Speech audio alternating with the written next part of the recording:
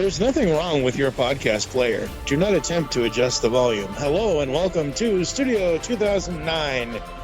We're doing a flip-flop, folks. We're flipping this week's topic with next week's topic, and next week's topic is going to be this week's topic. So you'll hear us talk about apocalyptic films in episode 4. And in this episode, we're going to be counting down our top 10 Batman actors. This can be live action, animation, video game, whatever you want to call it. Anyone who has played the role of Batman in a major way throughout the last 80 years. This is not counting comic book storylines or anything like that. This is just on television or in like promo videos and that kind of stuff, movies, cartoons, like I said. I also want to say that Steve and I's lists will often change depending on our mood. So this top 10 list is current for this episode for how we listed them for this episode. Yes. And hopefully because the only way we can get the Joker into a top 10 Batman episode list is if he actually does some math and counts the numbers. Counting? How dare you, sir? Just think of it as a bunch of Captain Clowns. He killed Captain Clown. That's right. And this is going to be Studio 2009's first top 10 list. We're probably only going to do top 10s because I feel anything less than that is just not enough. Anything more than that is too bad much. Comedy. Okay. Yeah. Mm-hmm. Kind of like Comedy Night with the Joker. Nothing but crying laughter. Yeah, funny guy. I know, right? So, do you have anything you would like to bring up or say before we get into our lists, sir? Now, I also want to say before you answer, I also want to say that we have not, unless Steve is looking at the our Studio 2009 behind-the-scenes document on Google Docs, we have not seen each other's lists, so it's going to be a complete surprise who shows up where on each other's lists. Any thoughts before we get to number 10, sir? Well, being that I had to remind you that there was another Batman before we got on this call. Yes. It will be quite entertaining to see how this rolls. Oh, it's gonna roll. All right, Joker, take it away. Number 10. Number 10 for me is from 2004's The Batman, Reno Romano. The reason why I like Reno is because at that time... Wait, was it 2004? Yeah. It was, because Justice League ended in 2001. I'm mixing things up here, folks. Yes, 2004. The reason why I like him is because we had so many years of Kevin Conroy, and I absolutely love Kevin Conroy. Obviously, we all do. Because The Batman was a completely different show, different style, different stories, I think the voice that Reno used for it really worked. And I felt that as the show progressed, he grew into the role as both Batman and Bruce, even though he didn't really do a vocal change for each of the characters. I could see that a little. Yeah. That wasn't, to be honest, one of my favorite series. It has its moments. It does have its moments, I'll give you that. I don't think, and I totally missed the tail end of it, but I know that that's when it got better. Mm-hmm. If you don't have anything else, Yeah, good. my number 10 is Anthony Ruvivier or something. I butchered the name, I'm sure. Anyways, he played in Beware the Batman. Mm-hmm. Which surprisingly wasn't like when it first started. I was very like apprehensive and like kind of cranky about it because I was like, no, it needs to be Kevin Conroy. But it was like the first CG Batman series that we'd gotten, Right. which was different. And I was like, okay, I'll give it a shot because the most we've gotten are animated in various forms, whether it's the 66 Batman or the Batman the Animated Series or Brave and the Bold or some of the other ones.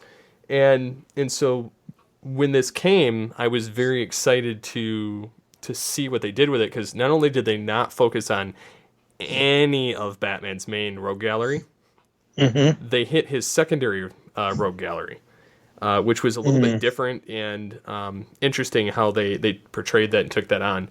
But no, I mean, I liked the rendition, and I think that he pulled the character off pretty well. It's the only voice that this actor has done. I'm trying to... what is it he's been in other than that? You might recognize him from...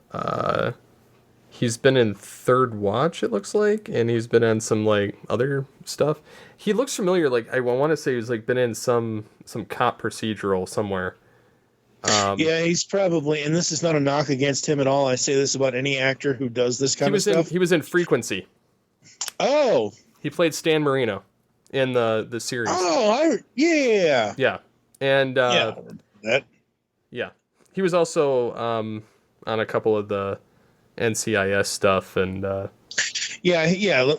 Like I was gonna say before you brought up Frequency, I say this about any actor who does this kind of stuff, and I understand there are certain actors that do this. He's one of those actors that just, shows up on various shows for 1 or 2 episodes kind of thing. Mm-hmm. So, yeah, very cool. It's funny. I found a empty slot in behind the voice actors because looking at his IMDb, there's quite a bit there. Very cool. So, yeah, that's my my number 10.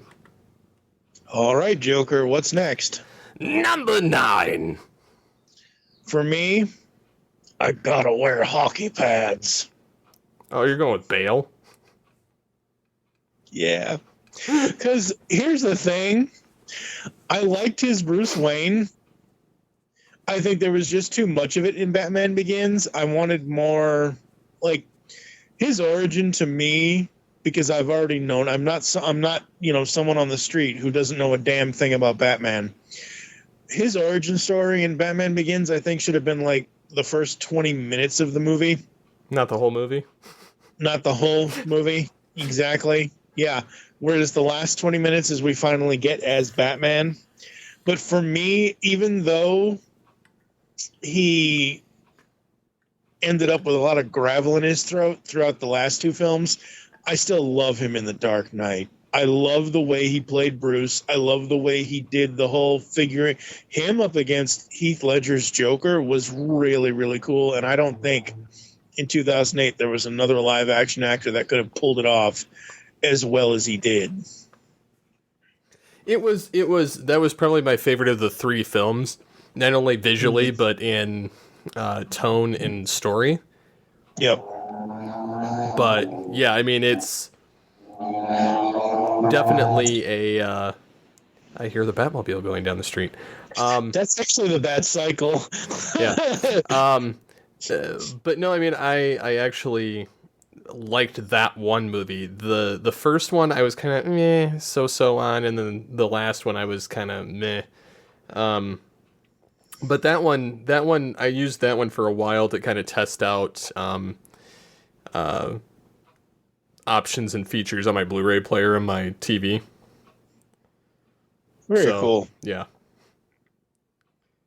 So my number 9, Batfleck. You're going with Batfleck. Yes.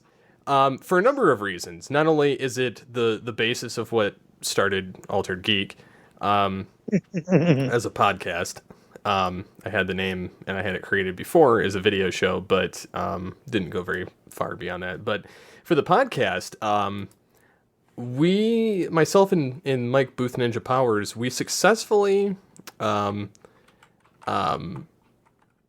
had figured out what, or given our opinion of what we thought the Batsuit should look like in the Batman for that live action rendition. The beautiful thing is we were right. We wanted the Batman. I forget what that stupid comic is called, but they made a film out of it, a two-parter. Dark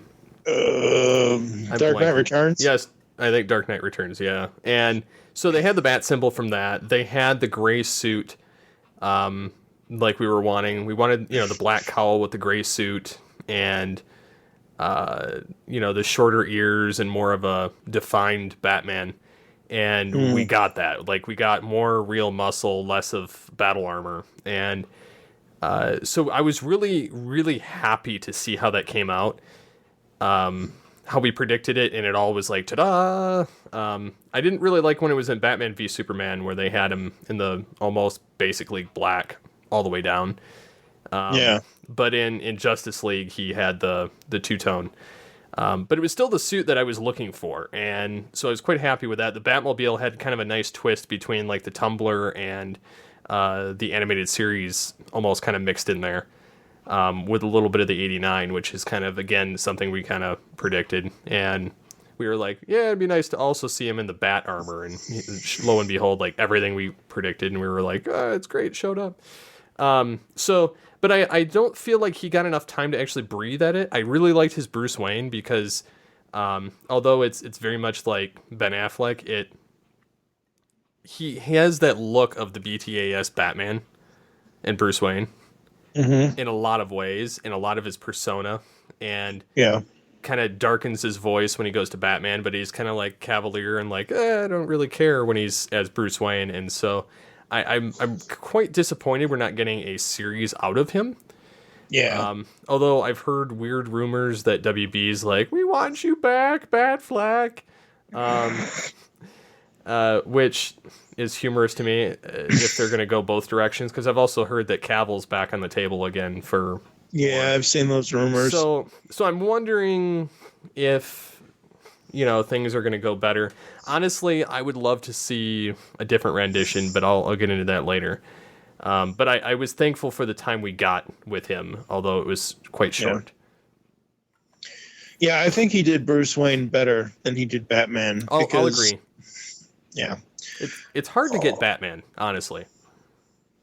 And some people get it and some people don't. Yeah, and I don't feel like Bale really did it. He was more of like, I told you, Rocky Purge. It was like almost like Bane in that third movie. Like, it's so hard to understand. Yeah. So, yeah, I was thankful I at least had a Batman that could talk. Absolutely. So. Okay, Mr. J, take us on to the next one. Oh boy, it's number 8. For me, I am going to be making a National Treasure and Star Trek reference. I know who you're talking about. Bruce Greenwood. Bruce Greenwood played Batman in Under the Red Hood, Gotham by Gaslight, and he played him in Young Justice. Yep. I love Bruce Greenwood's voice. There's one film of his that I saw that I just like, it's when I latched onto him. It was before Star Trek. It was before National Treasure. It was actually 2 films. Double Jeopardy with him and Ashley Judd. And then he was Lawrence Robertson in I, Robot. Oh, wow. He was the guy that got killed in I, Robot with Will Smith. So ever since I saw those, there are certain actors that just have a voice that you just latch onto, and I latched onto it, and I loved what he did with Batman and everything Batman that he did. Well, and he's also a great actor, which also helps. Absolutely. He's a very, very good actor. Yeah, and he's been in quite a few things. He usually either A, plays kind of the sympathetic character, or he plays like the villain, or he plays a lot of variety of roles. But I think people would most recognize him from National Treasure 2 and the Star Trek films as of late. Also, if anyone watches the Fox series The Resident, he has been Randolph Bell on that for 57 episodes for the last 2 years. Nice. So, yeah. All right, what do you got? Roger Craig Smith. Ah, yes. Yes. Who plays a pretty good... he plays a pretty good Batman, but it's also kind of he channels Kevin Conroy in a lot of ways. Specifically because the first time I heard him take on the role was in Batman Arkham Origins, which was the only Batman Arkham game that didn't have Kevin Conroy, but that was because it was also produced by WB Canada Game Studios instead of Rocksteady. And I think he pulled it off pretty well. I didn't loathe the voice, and I kind of enjoyed it the more I heard it in the game. And it kind of had that Kevin Conroy feel, but younger. So it really fit with that. But he's also played the character in the Batman Unlimited films. Mm-hmm. And I feel like he's done a pretty good job taking on the mantle of the Bat overall. He has, very much so. All right, moving on, Mr. J. It's number 7. Lucky number 7. That's right. And we got to go. At least I got to go with someone who will be Batman forever. No. That's right. Yes. That's right. Val Kilmer. Boo. I like, oh, come on. Boo. Okay, I'm done. I liked Val. I thought it was... He was better than Clooney, I'll give you that. Yeah, and that guy's nowhere on my list. Yeah, neither mine. Yeah. Val was interesting because Batman Forever, people can say what they want about Joel Schumacher and everything else, but Batman Forever still, to me, regardless of how much I enjoyed it, regardless of how much when that movie came out, 95, my 15-year-old brain, heart, and other body parts had a crush on Nicole Kidman at the time because of that movie. Val Kilmer as Batman and Bruce Wayne, he did Batman a little bit more subtly, but he didn't pull any punches with the Bruce part because it was, I don't want to say it was an origin story for Batman, but you look at Batman 89, we kind of got sort of how Martha and Thomas got murdered. But in Forever, we get what happened to Bruce and how he discovered the cave. And I thought that Val had done a really good job with that aspect of it. Well, and you also got the Dick Grayson introduced. Christopher O'Donnell. Yes. Well, for the first time ever having that in the films, and then or since. I find it funny that him and Alfred were the only carryovers from Batman Forever to Batman and Robin. But no, I liked it because I liked Tommy Lee Jones and Jim Carrey. Although I didn't much care for the portrayals of either, but I did like seeing them in it. And apparently the another two bad cycle outside. Yes, apparently the two did butt heads though during the movie, so not surprising. But yeah, I mean, these films unfortunately have aged poorly, on a whole. But yeah, I mean, you could do worse, but that's still pretty close to the bottom as far as. See, I don't think so. Okay, Batman and Robin, whatever. I don't really care that much. I mean, I like it, I enjoy it, but it's not. It's too comic booky, whereas Batman Forever is super 90s comic book, but it also, like I said, has that serious part to it. And I don't know. I just felt like the biggest comic book parts of Batman Forever were Riddler and Two-Face. Because and a god am I. Anyway, moving on, Mr. J. Oh, no, wait. Did you give yours for number 7? No, Crap. I did not. I always forget these things. Sorry. You're gonna be like all whiny about it and stuff. No. Yes, you will. No, I won't.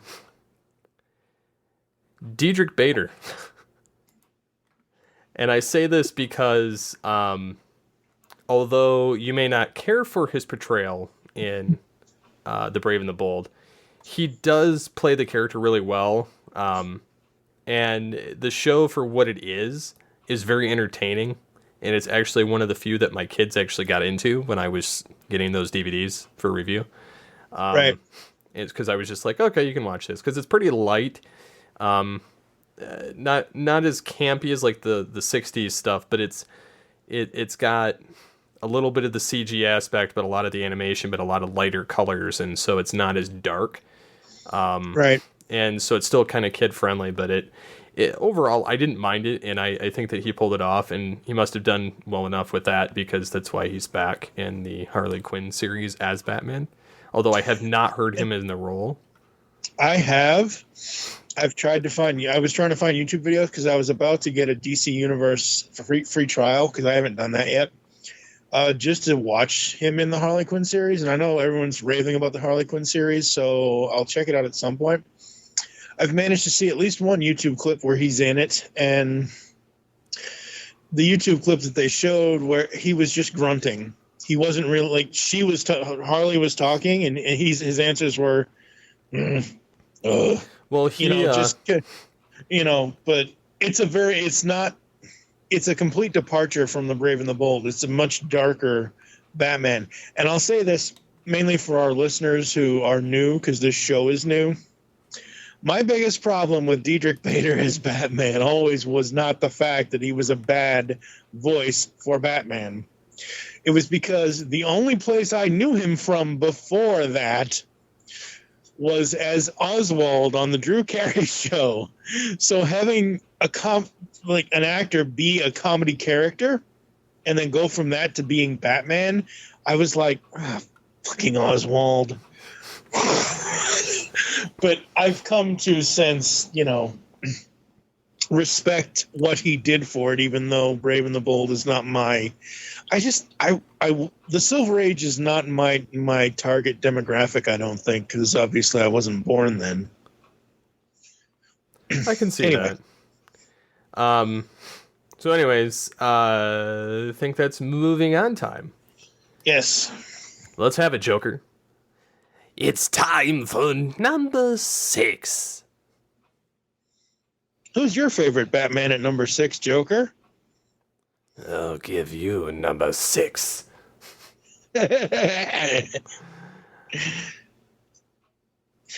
You can go first this time, so I don't forget. Adam West. And I say Adam West because he's kind of the definitive, even though there were 2 before him, he's kind of the definitive, 60s through 70s through 80s Batman until Keaton took the role. Yep. So I loved hearing him. I mean, I know there were other voice actors too, but I liked when he was in the Scooby-Doo stuff. I liked him when he was in the Justice Friends and, all these other different programs that were on throughout that time span. Plus the 60s show. It's still one of my favorite portrayals of live action of Batman without having to get a little too crazy on it. Yeah. Very cool. Plus he did the animated stuff before he died. Yes, he did do the 2 new animated films before he passed away. Interesting, and I'll talk about this in a moment when we get to my choice at number 5 later on, but interesting note, he did not voice Batman in the cartoons in the 60s. Walker? In the 70s. No, it was a guy named Olan Sewell. Because you're thinking of Super Friends and all of that. I thought for the longest time it was also Adam West with Casey Kasem as Robin. It's not. It's a guy named Olan Sewell. Anyway. Interesting. No, Yeah. well, he played it. He didn't do it in the Super Friends, but he did the New Adventures of Batman. Did he? Yes. He was in the New Adventures of Batman 77 TV show. You are right about Olan Sewell, though, with the rest of them. But he also did the legendary Superpowers show, and Superpowers Team, Galactic Guardians, and but yeah, Olan Sewell had pretty good run on a lot of the old stuff too. Yep. All right, for my choice, it's a Turtles connection, folks. That's right, Mr. Lego himself, Will Arnett. Lego Batman. I was not sure what I was going to feel about Will Arnett as the voice of Batman, but once I heard it and once I saw what Lego Batman was doing in the film, I was like, oh yeah, this really rules.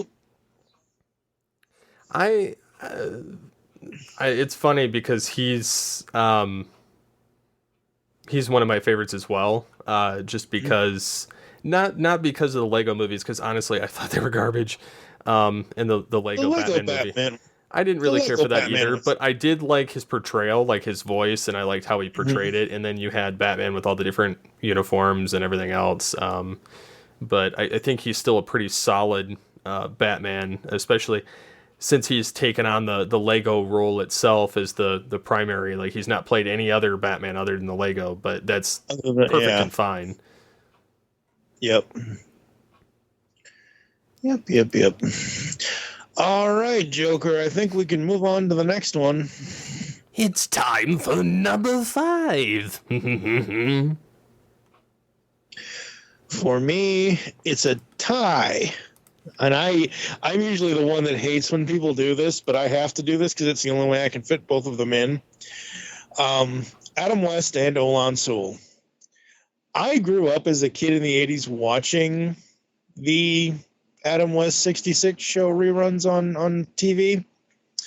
And until Michael Keaton came along, Adam West was my Batman. So much so that I thought all of the 70s and 80s animation was him.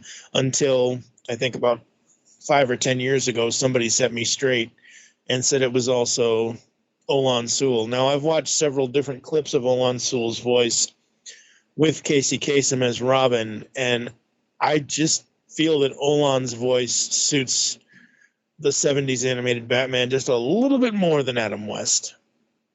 But Adam in the Batman television show and in the 60s, Batman's the movie, Adam West was, a classic actor, and the way that he was able to, more so in the feature film after the first season of the TV series, the way he was able to play Bruce Wayne, the way he was able to add more to the character. People always say that, 66 Batman, that's nothing but camp and fun and blah, blah, blah. Have any of you read the 60s runs of Batman lately, or the 50s and 60s and 70s runs of Batman comics lately? Because it was all crazy, wacky stuff. So it wasn't that dark. At least I don't think it was. But yeah, that's my choice for this entry. What about you, sir? Number 5 for you. Will Arnett. Yeah. So I've already said my piece. Yep. Yeah, we did not look at each other's list, folks, and it's funny because as we've been recording this episode, my list has actually moved a few things around as it's gone on. Nothing has actually changed, but I had to move a few numbers. All right, Mr. J, what's next? Well, it's time for number 4. So I found a way to get Dick Grayson in here as Batman. Now I'm hoping I can embed or at least link to the Twitter post. Kyle Higgins, Nightwing writer for DC. He's done a bunch of other things. He worked on Power Rangers for Boom Studios. He's got a bunch of creator-owned stuff that he does. Years ago, he worked on a series called Batman Gates of Gotham. Well, in this, Dick Grayson was Batman. he put together an animated promo preview thing and got several voice actor friends to voice the characters. Lauren Lester voiced Dick Grayson Batman because, hello, Lauren Lester was always Dick Grayson. So, yeah, I love hearing Lauren say the lines from Gates of Gotham. It's so good. What about you, sir? My number 4 is Bruce Greenwood. Funny enough. So, I mean, I don't really have to say too much about him because, like, we kind of already got the gist of it. Like, we both really like the actor. He's really good. Yeah. And obviously the first time we heard him was Red Hood. But I think he's done a pretty solid job so far. And I think that I wouldn't be disappointed if he kept doing it. That's I guess, where I'm trying to go with this. Yeah. So absolutely. That's my number 4. All righty then. It's time for number 3. For me, it's the original Dark Knight from 1989, Michael Keaton. Of course it would be. I liked what Michael Keaton did with Bruce Wayne in the 89 film. Batman Returns has never really been one of my favorites. Not because of him, but just because the overall film. Yeah, I don't like that film. I wish he had a better shot at it, you know, but sadly he didn't. But yeah, that's I just in that 89 film, you know, we hadn't seen anything up to that point. We hadn't seen a dark Batman on screen. So we didn't know what the heck we were going to get into with it. And I think he gave both a really great portrayal as Batman and as Bruce, because while he didn't really change his voice for Bruce and Batman, there is a little bit of a tonal change throughout. For me, the best part of that movie is when you see Bruce Wayne crack. He's like, "You want to get nuts? Come on, let's get nuts." I love Keaton in pretty much anything he's in. Yep. And it's funny because he still refers to himself as the Batman.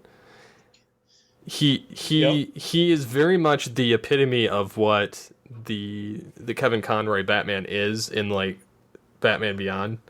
He's like, but I wasn't being called by my real name. And then he's like, what is it? Oh yeah, I get it. Of course you would. Yep. You know, and that's how I feel Keaton is, because he's kind of the one that set this whole, like, superhero thing in motion. I mean, I know Reeve did it before him in the film universe, but Keaton was pretty much the first dark entry that we got, with more of a gravitas and more of a budget thrown behind it. And it kind of set in motion all of the stuff we got in the 90s and all the stuff we got in the 2000s, and kind of was the precursor to it all. And although he didn't continue with the role beyond Returns, we did get a nice portrayal out of him, and I loved the black suit. And I had, like, all the toys when it came out. But no, I was just excited that he was a part of that. And I think before that, everybody was like, oh, he's going to suck because he's a comedy actor. Blah, blah, blah, blah. And I just thought it was humorous because he can pull off dark roles really, really well. Yeah, he can. The funny thing is, I recently saw, because we live in the times we live in currently, most high school graduations are kind of canceled, or they're doing these graduation things from home. I saw a video on Facebook where he did a commencement speech. He did the commencement speech, and he goes, "I just got 2 words for you. I'm Batman." Yeah, I was like, oh, hell yes. And he does it on talk shows too, or he's done it on Saturday Night Live. Like, I guess he took all the Saturday Night Live cast out to dinner like Bruce Wayne would. And when he hosted the one time, and he's like, I'm Batman. Like, I don't know. I just think that's really cool that he embraces it and he still loves it. But I really want to see him come back and play Bruce Wayne in a Batman Beyond movie. Yeah. Because honestly, like, I've been pushing for that concept since like the early 2000s. Like, ever since like Batman Beyond came out. I saw him, and I saw somebody photoshopped him as Old Man Bruce, and then they had, at the time, it was like the guy that played, he was in Heroes. He was like the guy that could take on any power to begin with. That Milo Ventimiglia or something like that. They had him as like Terry McGinnis to begin with, but obviously they'd have to cast younger now. But yeah, I would love to see Keaton take on the Batman role, especially since he still embraces it, and he's about the age that he could play the Old Man Bruce pretty believably. Yep. Absolutely.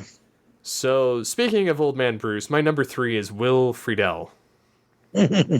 He's Young Man Terry. Yes, he is Young Man Terry. I like the actor since he was in Boy Meets World, and I feel like it's really fitting that he got to play kind of a darkened character, very serious compared to his character in Boy Meets World of Eric, where he started out pretty decent and then he became like pretty much an airhead by the end of the series. Talks with squirrels. You could say he became a prophet. Yeah, talks with squirrels. Yes. And had his own, like, he won his own island or something as governor or mayor or something. I don't know. Anyways, I really like his portrayal. I think that he did a pretty solid job, and I like that anytime they bring back like the Batman Beyond character, he gets to play it. Plus, he's also played in a couple of the other ones as like Nightwing or a Green Lantern. So. Yep. Yeah, that's very cool. All right. What's next, Mr. J? Oh, we're going to get nuts here with number 2. For me, everything you just said, Will Friedle. I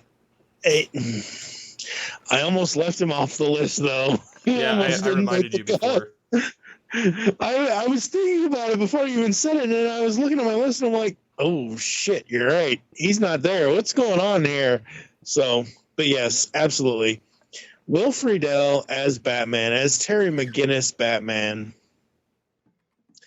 What I love about Batman Beyond is he has to learn all of that legacy, and he has to learn his own way to be able to do it. And every time I read a Batman Beyond comic, unless it's for a while in like 2015, Tim Drake was Batman Beyond. It's a whole storyline thing, whatever. But as long as it's always Terry in the suit in Batman Beyond, I always hear Will's voice in my head when, I hear, Batman Beyond. And he's just a really great actor, voice actor, live action actor. It's just so fun seeing him. And he was also Ron Stoppable in Kim Possible. So there's always a plus with Will Friedle. Exactly. Who is your entry at this level? Michael Keaton. For all the reasons I already listed. So exactly. So I don't have to go any more in depth. Exactly. He's so good. All right, Mr. J, take us to the next or the final number. The final one? Well, this guy's been a pain in my side. He killed Captain Clown, and, well, I just wouldn't be anywhere without him. Because he's the Batman. No, you should get it right. And we should put this clip right here. This is Kevin Conroy, and I am the goddamn Batman. He's that Batman. So yes, even though We have not seen each other's lists, folks. It was, if you've heard us on podcasts in the last 11 years, for both of us to not put Kevin Conroy at number 1. It would be a travesty. Yes. And the greatest thing is that he finally got to play live action Bruce Wayne. Although, sadly enough, I wasn't completely happy with the... I wish it was different too, but I'm just happy to see happy him. He got to do it. Yeah. Yeah, absolutely. But Kevin Conroy is the ultimate voice for Batman. He really, really is. I don't know how anyone can argue against that, because Kevin Conroy did something to that point that no one else had done. He gave Batman and Bruce Wayne their own individual character voices. It wasn't just the same voice for each side of the character. Bruce Wayne is soft-spoken kind of in the show, whereas Batman is more deep and dark. And as he progressed through the DC universe, DC animated universe, it got even darker as time goes on. I think one of my favorite lines is from Justice, one of the Justice League Unlimited episodes, I believe, from the Dr. Destiny episode, where he's like, "It's not a good thing to be inside my brain. It's not a good place to be." Kind of. I love that line, and because it drives them nuts. Yep. Like, they just can't fathom how this guy is functional. Like, because they're like, he's batty.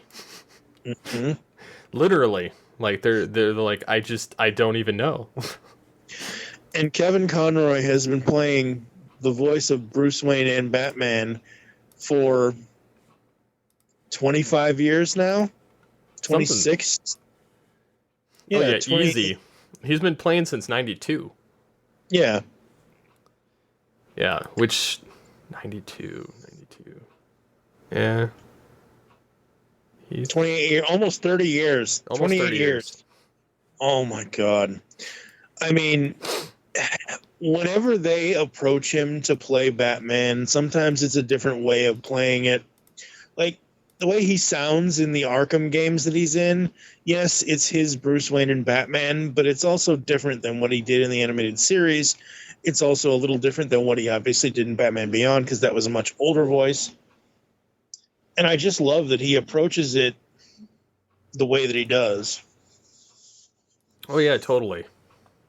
Like, he's by far the best definitive Batman that we've ever gotten. Mm-hmm.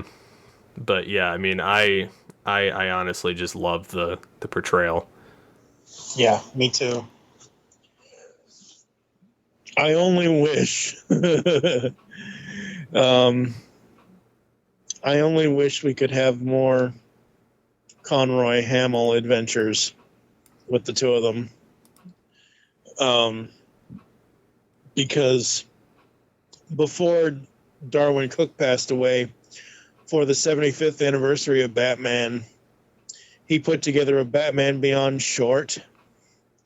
And even though the Joker's not in it, I absolutely love what Kevin did with the voice, because I can't stop smiling every time he ends up smiling. So in this short, it's him and Terry as Batman Beyond, and obviously Terry's voiced by Will Friedle. And he ends up old Bruce ends up on the floor, and he just says, "Batmobile.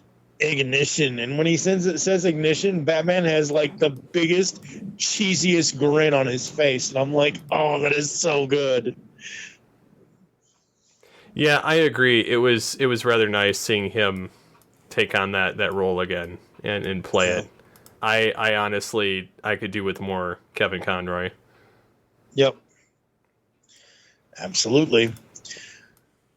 So that's our top 10 favorite portrayals of Batman, our top 10 favorite Batman actors. For anyone listening to this, what are your top 10 favorite Batman actors. You can comment on the post on the website. You can shoot us an email, feedback@geekcastradio.com. Just put Studio 2009 Top 10 Batman in the subject line. You can reach out to us on Twitter at It's Studio 2009, or you can get myself at TFG1Mike. He is at SCP21. You can also follow at Geekcast Radio for all the other network updates we do. Anything you want to say before we get the heck out of here, dude?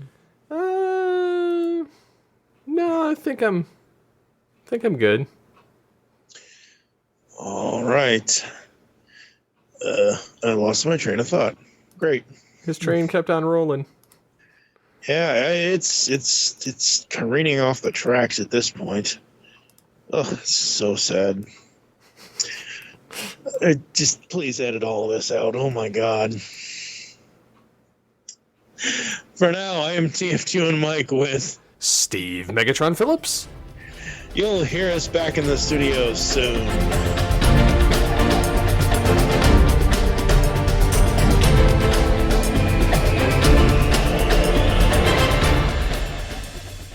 In a world, there, I said it, happy,